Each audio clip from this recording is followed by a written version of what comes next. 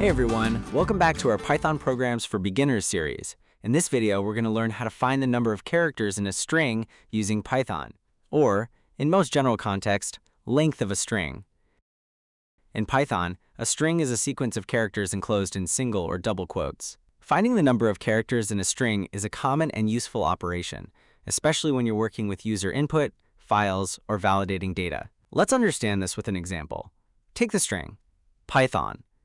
The characters in this string are P, Y, T, H, O, and N.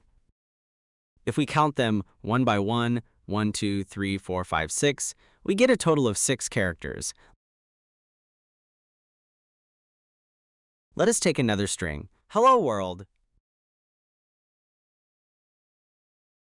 This string includes letters, a comma, a space, and an exclamation mark. If we count all characters, including spaces and punctuation,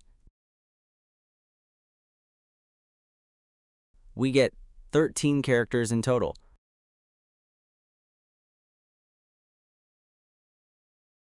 Now, let us write a Python program to find the number of characters in any given string.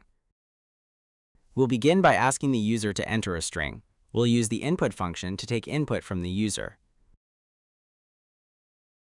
We'll store the user input in a variable called text.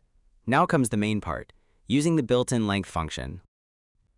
We'll pass the variable text as an argument to the length function, len. The length function returns the total number of characters present in the string. We'll store the result in a variable called text_length. Finally, we'll print the result using a print statement, number of characters is, followed by the value of length. Let us do a dry run of this logic. If the user enters this string, Python, the len function returns 6. So the program prints, number of characters is 6.